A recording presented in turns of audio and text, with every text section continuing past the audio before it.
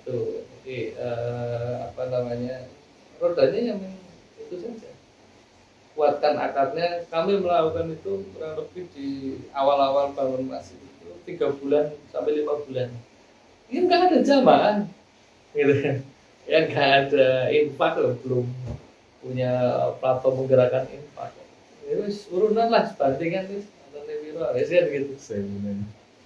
Pertama kali kita bikin di sini namanya Pasar Raya Jumat. Pasar Bahagia kan setelah diadopsi sama Jalan sana, terus diduplikasi namanya Pasar Bahagia. Mana-mana Pasar Bahagia. Dulu awalnya dari kita yang namanya Pasar Raya Jumat. Sekarang pun masih ada Pasar Raya Jumat. Awal yang kita lakukan itu ya bagi-bagi duit dulu, ya serangan fajar artai ya isarane duit pira 500.000 sak yuta diamplopi 20 kita undang harga gitu, ayo apa namanya haji. Kalau itu belum disyaratkan salat subuh, ada kajian jam 6 pagi, ibu-ibu mau datang atau dikit yang datang 15-20 kasih duit. Nanti coba tular besok datang 30, besok datang 40 dan lain sebagainya. Terus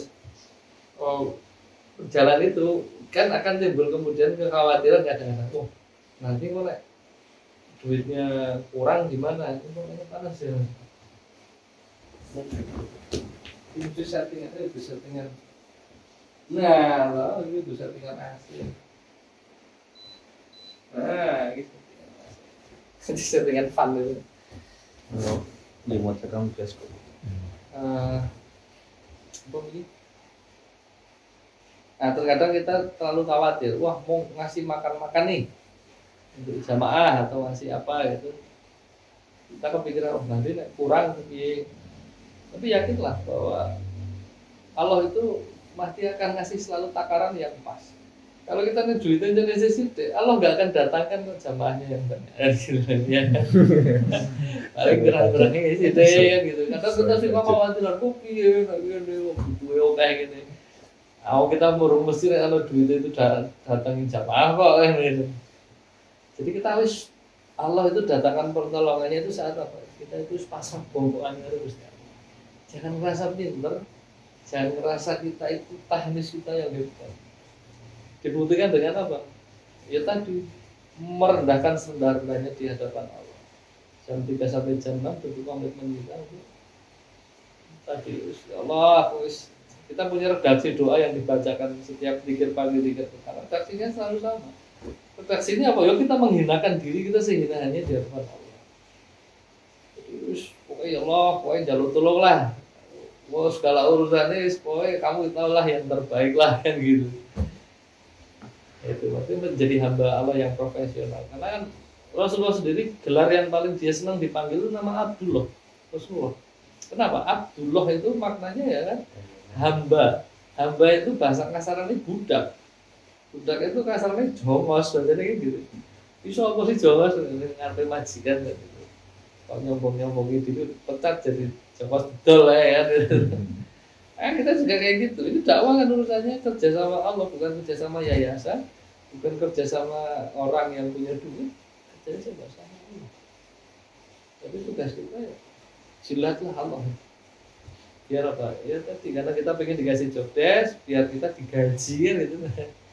Karena kayak barang kita mau bekerja itu, kalau kita di sebuah perusahaan kok akurat tuh di liyane kok dikai job desk, kok ini ora didelok gitu karo mandore aja kan gitu. Apa mau tak kai job desk wong ora amanah, apa ya ora niat kok kan gitu. Wis delokne kita SP ya. Itu bicara jadi kalau apa yang harus dilakukan kami selalu selain hal-hal yang teknis, cobalah ini sebagai bentuk komitmen, ayo kembali ke masjid, maksudnya kan itu dengan komitmen tadi 3. Jadi nggak ada alasan ini pengurus intinya untuk cari keberkahan di situ, ide-ide banyak muncul. Karena apa? Ya masjid tempat Allah turunkan pertolongan, tempat Allah turunkan rahmatnya, tempat kerinduannya Allah. Ya wis, lagi mikir markasnya masjid. Komitmennya jam 3 jam 6. Setelah itu kamu punya kerjaan, ya sudah. Tapi saat nanti Allah kasihkan job desk, kemudian kasih amanah, ya orang berbeda, gitu. Sudah, jadi kami punya 7 pilar dakwah bahasanya kan. 7 pilar dakwah itu kalau kita kecewa, kalau kita kemudian mundur dari dakwah, kalau kita gimana kita sesuai dengan 7 pilar dakwah ini. Yang pertama harus ikhlas, niatnya karena Allah. Yang kedua jangan pernah merasa berjasa. Kadang si duit ngomong, orang tak kayak duit kan ya orang pelaku kan gitu, ini merasa berjasa. Kan aku ngomong wingi bola apa ngono. Iki jadi modal utama konflik ini kalau ada yang merasa berjasa. Terus yang ketiga adalah siap berkontribusi. Siap berkontribusi bukan minta diapresiasi, tapi siap berkontribusi. Artinya apa? Yo kalau kita punya waktu kita yang kasihkan. Kalau kita punya harta kita kasihkan. Punya ide kita kasihkan. Terus kemudian yang keempat adalah jujur dalam ukhuwah. Jadi kita sesama penggiat dakwah ini harus jujur dalam ukhuwah. Ndak ngomong ning arep karo ning mburi. Itu nek rapat yo aku ning mburi aku jare ora setuju Kancane ra dilebokke. Terus yang kelima adalah mungkin dalam beramal. Kalau sudah dapat amanah, selesaikan. Kita sudah punya proyek, selesaikan. Jangan malu di tengah jalan ini. Itu selama itu merupakan visi yang mau kita proyekkan ya kan. Karena kalau ujiannya kan ya istiqomah saja. Amalan itu walaupun kecil istiqomah, udah itu bernilai besar di hadapan Allah ya. Terus yang ke-6 adalah fastabiqul khairat. Kalau nggak diajak, wis nuturke wae, melu wae. Bukan mora mbok jatuh ya gah aku lah gitu aja fastabiqul khairat. Kalau dia neng pidato apa ora mbok sebut aku kok mau gah aku ya. Bahaya. Terus yang terakhir adalah sabar. Sabar inilah penyebab orang bisa istiqomah. Sabar terhadap ujian. Nanti belum dikasih kemenangan sama Allah, ya sabar. Kita tidak disuruh menang. Dakwah ini kita tidak disuruh menang. Jadi kita cuma disuruh apa? Mati dalam jalan dakwah. Ya. Bukan disuruh menang. Yang memenangkan itu nanti Allah. Gitu. Jadi tidak disuruh kalau ngurus masjid, ngurus dakwah itu infaknya kudu banyak ini. Nah itu kalau Allah nanti hadirkan walaupun tanpa sebab dan tanpa sebab akan hadir. Tapi itu bukan parameter. Parameternya sabar. Dan kalaupun tidak menang, Allah sudah menangkan surganya. Selama kita mati dalam jalan membela kebenaran. Bukan dalam memenangkan kebenaran. Kemudian itu 7 pilar dakwah. Jadi kalau ada yang kita terbesit keluar dari jalan dakwah ini atau terbesit kecewa, jadi salah satu ada dilanggar di situ. Jadi kecewa kita ada diapresiasi sama orang, kamu kesel kerja ya, orang mau anggap, nah berarti mau tadi urusannya dia belum siap kontribusi tapi mintanya diapresiasi gitu. Dan tidak usah sibuk lah minta apresiasi sama manusia. Kita posting berapa yang like, berapa yang komen, berapa yang ini sudah urusan itu. Urusannya Allah yang menggerakkan. Kita fokusnya sampaikan. Ceritakan tentang apa? Keenakan, kenikmatannya dalam ngurus dakwah. Kenapa kita itu susah untuk membawa orang ke masjid? Itu karena apa? Bisa jadi orang yang di luar masjid yang mau ke masjid itu melihat kita di masjid kita orang bahagia, itu jadi masalah. Ya, karena kalau manusia kalau ditanyakan pinginnya bahagia, tunduk sing ngurus masjid kok galak gitu kan? Gimana mau mengundang orang itu ke masjid gitu? Isinya mau sambat-sambat terus ke masjid isinya bengong toko-toko masjid proposal gitu.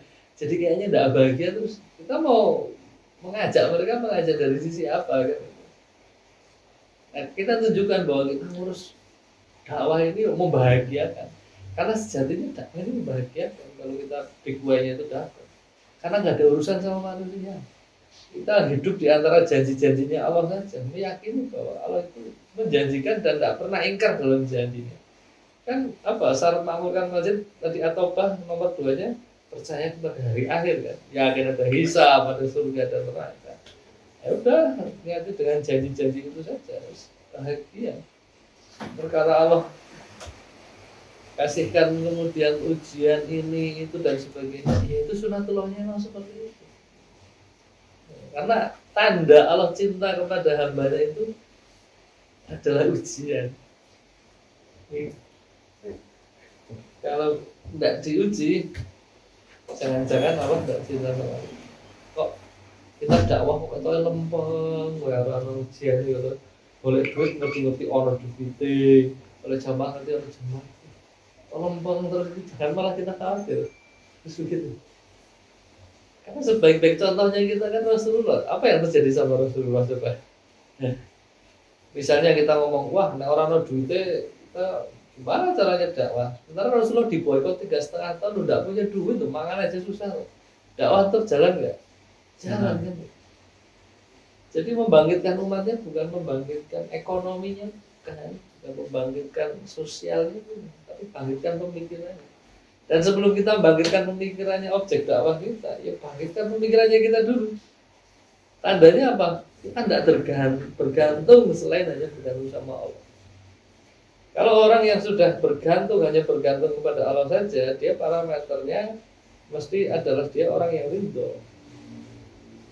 Ridho terhadap apa? Satu, ridho terhadap takdirnya Allah. Allah mau kasih sakit, Allah mau susah payah, Allah kasih bangkrut, kasih gini. Karena itu meyakini itu datangnya dari Allah, ya sudah, terima saja. Tidak ada kecewaan, tidak ada ngumun, tidak ada ini, karena dia paham. Nah, ini masa dunia kan. Terus yang kedua adalah apa? Ridho dengan untuk diatur sama aturannya Allah. Jadi kita hidup ya sesuai dengan apa yang Allah atur, bukan hidup seperti apa yang kita inginkan, gitu ya. Tapi hidup seperti apa yang Allah inginkan. Nah ini tandanya kalau kita hidup sudah posisi ridho, wis nggak ada masalah yang besar apapun merenggut kebahagiaan kita. Mungkin kita kecewa, sedih, paling sebentar ya. Misalnya meninggal orang tua gitu kan. Tapi kan memahami, wah kita tidak mengerjakan taat, ya nanti ketemu lagi kan gitu ya. Ya bahagia lagi. Oh, tadi bangkrut gitu. Ingat bahwa janji Allah itu, Allah kalau mengambil sesuatu itu akan, kalau kita ikhlas akan dikembalikan dengan balasan yang lebih banyak, bahagia lagi kan gitu ya. Dan harusnya ya seperti itu tujuan dakwah yang dicontohkan para sahabat Nabi itu, ya bahagia, tidak pernah kemudian mempertanyakan sama Allah, ya Allah kok gini toh, kok kenapa harus saya, kok ini berarti tidak cocok untuk jadi rohilah. Pejuang-pejuang dakwah itu rohilah. Rasulullah sebutkan rohilah itu apa? Unta pembawa beban. Rasulullah menyampaikan sebuah hadis bahwa susah di antara 100 umat itu ditemukan satu rohilah. Rohilah itu satu orang kapasitasnya seperti 100 orang. Jadi ibarat unta itu adalah unta perang. Sing mangane sithik, mlakune sanggup dawa, orang ngantukan, terus iso nggawa beban yang lebih banyak. Itu rohilah. Nah kita diibaratkan itu pejuang-pejuang dakwah Rasulullah itu satu orang berbanding 100 orang. Jadi kapasitas energinya dia mungkin bukan fisiknya saja, tapi dari sisi mindsetnya itu wis koyo wong 100 lah kapasitasnya. Termasuk juga dia apa? Sudah selesai dengan dirinya, karena apa? Dia tidak mikirin dirinya sih, dipikir 100 orang itu loh kan gitu. Jadi dia sanggup untuk mikirin suatu hal yang besar. Jadi tidak hanya selesai di soleh pribadi. Banyak orang keluar dari pondok, begitu dia melihat masyarakat maksiat atau kayak lah, yang penting aku udah masjid, tak soleh dewe, wis mlebu surga dewe lah kan gitu lah, kan banyak yang gitu. Tapi Islam tidak cukup itu. Islam bukan agama individu tapi sosial. Tidak cukup dengan soleh tapi juga mukhlis. Mukhlis itu kesolehannya itu berdampak kepada sekitarnya. Nah ini orang-orang yang mukhlis ini adalah orang-orang tadi, rohilah tadi. Dia sudah selesai dengan dirinya, nggak mikirin diri sendiri, nggak mikir masuk surga sendiri, tapi bagaimana ngajak sebanyak-banyaknya orang untuk bersama surga. Karena yakinnya apa? Kita tuh belum tentu masuk surga dengan amal kita. Dan jelas tidak. Dosa kita lebih banyak daripada amal kita kan gitu ya. Dan belum tentu sholat kita diterima, nggak ada jaminan, ya kan? Belum tentu amal sholat kita diterima. Tapi ada satu platform yang diberikan, sampaikan Rasulullah apa yang disampaikan Allah ya. Rasulullah menyampaikan Allah itu lebih mencintai amalan seorang hambanya yang dia itu memberikan jalan satu kebaikan kepada orang lain, walaupun itu 1 hari, itu lebih Allah cintai daripada iktikaf 1 bulan di Masjid Nabawi. Ini kan menggambarkan apa? Soalnya pribadi tuh, iktikaf di Masjid Nabawi, pahalanya banyak akan diterima banyak. Tapi ternyata Allah lebih mencintai seseorang yang kemudian apa? Memberikan kebahagiaan, memberikan solusi kepada orang lain walaupun 1 hari. Itu jauh lebih Allah cintai. Kan ini terkadang setan itu kan meluputkan kita dari perkara yang besar, disibukkan dengan perkara yang kecil. Padahal ngurus dakwah jenengan kasih kebahagiaan 1 orang, kasih ini kebahagiaan 1 orang, mungkin bukan duitnya jenengan tuh, jenengan transferannya pahalanya bodoh. Ini bisa jadi amalan yang hebat di hadapan Allah, karena belum tentu sholat kita diterima gitu. Belum tentu ya. Jangan-jangan cintanya Allah itu karena dari kita memberikan jalan kebaikan bagi orang lain. Jadi kalau sudah paham dalil-dalil tadi, big way-nya, terus kita tidak serius dalam ngurus dakwah ini, kan harus dipertanyakan ya, sebenarnya terinspirasi tidak sih kamu kerja dalam dakwah itu benar-benar dalam koridor menggunakan dalil yang tepat, atau cuman hanya sekedar main afdol lah kan gitu, main 50-50 ya, saat dunia akhirat gitu. Kan banyak yang kayak gitu ya.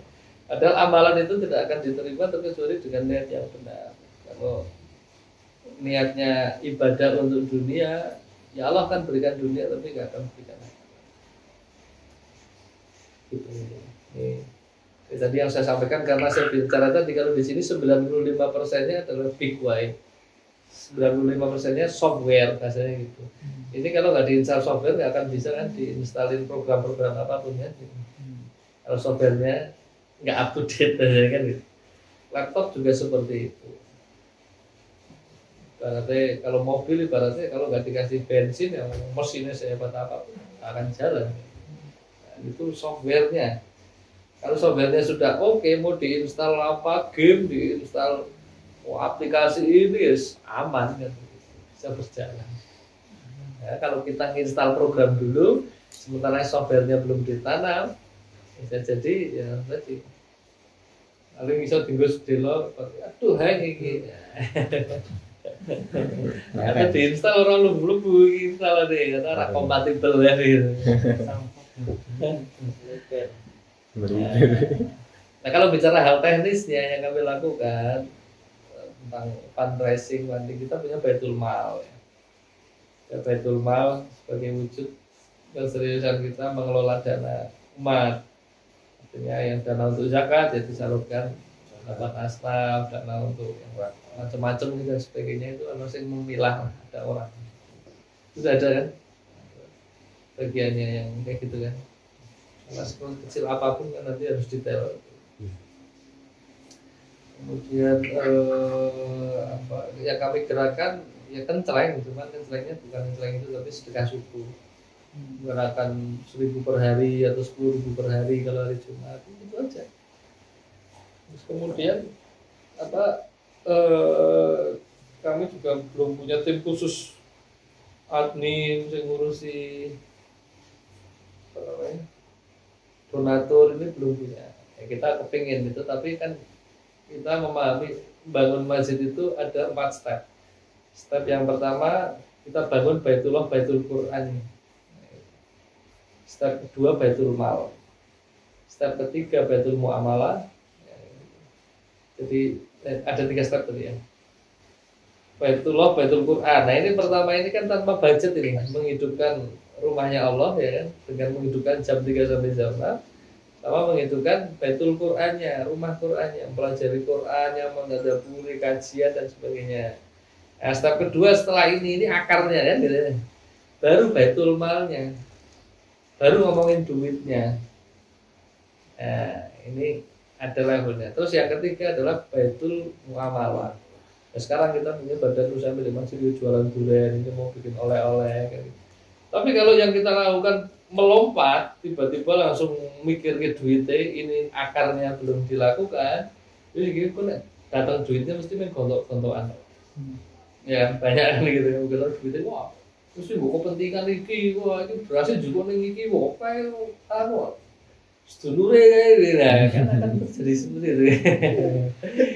Biasa nek wis ana duite, kalau kita akarnya tidak kuat ini big way-nya harus menggontok-gontok ini akar masalah duit. Terus apalagi masalah bisnis, kan bisnis lah. Jadi dengan tujuan segah Indonesia kedepannya punya Bali ini bisnis. Jadi tidak menggantungkan hanya gerakan sedekah.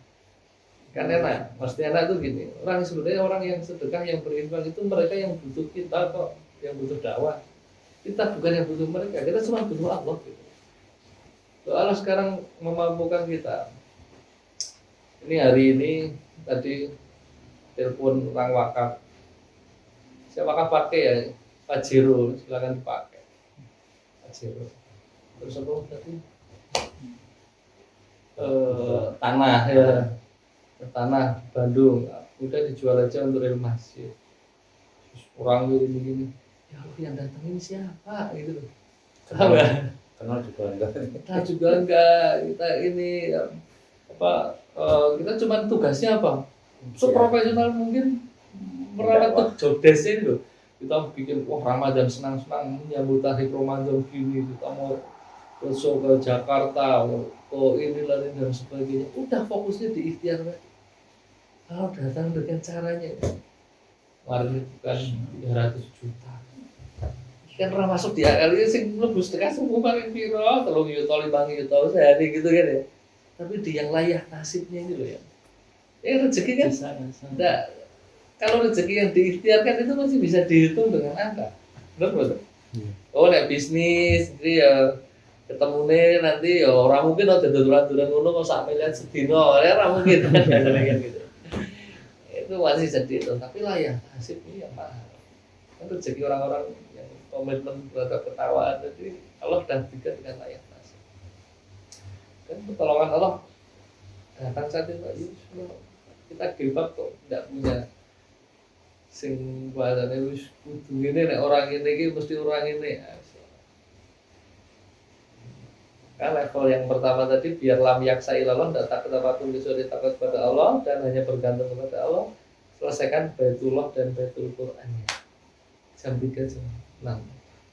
Mau komitmen apa? Oke, kita komitmennya dakwah kita paten lah. Yuk, sehari 1 juz. Insya Allah. Terus yuk tahajud bareng-bareng 1 juz. Baca imannya baca. Terus istighfar 1000 kali sebelum ini sebagai. Itu bukti komitmen kita sebenarnya. Lamar kerjaan gitu. Memberikan kompetensi. Wah berat itu. Ya pilihan lagi-lagi. Kalau antum pengen jadi rohilah untuk pembawa beban yang Allah nanti akan kasihkan amanah dakwah ini, ya itu kompeten. Kompetensinya orang ambil duit itu ya nggak pakai duit, cuma jadi ahlul masjid yang komitmen jam 3 sampai jam 6 itu di masjid. Ya gitu, karena secara teknis sampai kita pernah infak itu sebulan ya 1 miliar ya seperti apa Pak? Sekarang hanya ratusan juta. Tapi kalau operasional di sini rata-rata per bulan yang 400 juta 600 juta setiap bulan. Itu nek mikir ke duit sekondi puyeng lah kan gitu ya. Dong minus lah kan gitu ya. Tapi Allah itu akan kemudian sempurnakan, itu mesti kasih kemenangan-kemenangan kecil buat kita, menghibur kita.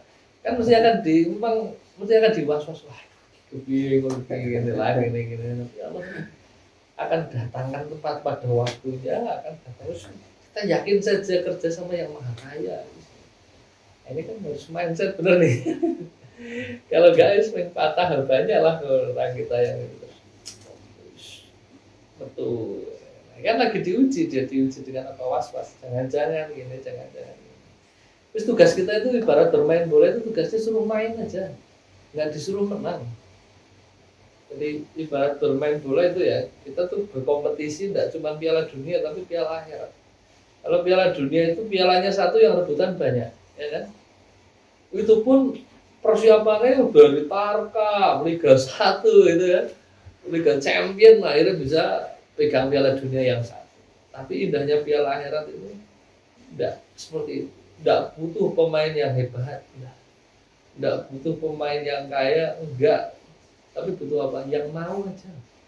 Siapa sih mau? Tidak butuh kamu dari lulusan pondok, tidak butuh kamu untuk ilmu lewis ini. Enggak. Kamu Abu Bakar itu hari ini syahadat, besok udah mensyahadatkan 9 orang. Mau punya ilmu apa Abu Bakar? Baru 1 hari masuk Islam kan gitu ya. Tapi apa? Mau aja. Nah, kita dalam dakwah ini cuma butuh orang mau, bukan orang mau. Biar kalau Allah biar yang memampukan itu nanti Allah. Jadi parameternya kita jangan, wah kita mengajak ini karena dia itu punya duit atau karena dia itu punya kemampuan ini. Terus itu menggantungkan selain Allah. Sing gelem wae. Sing gelem mau bermain. Nah, ibarat permainan, bermain bola lah. Itu kan mesti ada musuhnya, ya. Kalau nggak berkompetisi, nggak ada musuhnya kan nggak seru. Gitu. Jenengan dakwah kok tidak memahami muslim malah golek musuh ning sesama muslim, ning beda-beda aliran lagi berarti salah mengidentifikasi musuh. Iki padha-padha sak tim ning ana sing meh ngegolke malah mbok tackle lah iki ya. Berarti salah mengidentifikasi musuh. Musuh kita adalah musuh-musuh Islam. Musuh Islam yang apa? Ya apa namanya ya habit dakwah ini kan harusnya bisa mengusik orang kafir dan orang munafik, orang musyrik. Kalau mereka nggak terusin dengan dakwah kita, itu bukan kerja dakwah. Ya, Rasulullah itu kurang apa dia? Sudah kaya, amanah gitu. Datang Islam itu dia Islam yang dia bawa mengusik kan, mengusik keluarganya, mengusik penguasanya, mengusik tetangga-tetangganya. Dan dakwah kita musik sih ya. Maksudnya musik itu gini. Pastikan dakwah kita itu membuat orang kafir itu atau orang yang musuh-musuh Islam itu mereka putus asa. Itu tugasnya. Jadi kok raiso dimandek gitu lagi ya. Iya kan? Kok iya terus-terusan wis tak ngene dengan cara iki kok yo maju terus ini bagi Islam kan gitu. Orang musuh-musuh kita kan dengan caranya itu mungkin dari struktur pemerintah mungkin ya mereka kan punya lini-lini mengalihkan kita biar tidak fokus sama agama kita biar anak-anak mudanya itu jauh Islam. Maka sekarang apa budaya sekularisme, liberalisme kan gitu kan itu musuh kita. Nah kita dakwah kita itu mesti akan digoncang untuk apa mendo mandek wis to mandek to akan tak tukune ya gitu ya. Jadi kan gitu. Jadi salah satu resiko dakwah itu terbeli. Saat kemudian wis pengen dakwah seru-seru sebentar dakwah tuh panggil kerja wae gaji sakmene. Wah itu dia menghentikan dakwahnya kan gitu. Atau pun kan bangun ke pesantren. Semen sih boleh pesantren awal ayo serang metu itu terbeli itu ya. Dia tidak sampaikan kebenaran, dia tidak sampaikan. Nah ini tugas kita bermain, tahu musuhnya siapa. Coba golek musuh sama muslim, nah, maka berukhuwahlah dengan sama muslim kita. Bahasanya apa yo, masing-masing di pos masing-masing. Oh ini jago penjaga gawangnya, mungkin kita bek kanannya kan harus strikernya. Ya sudahlah bermain saja ya gitu.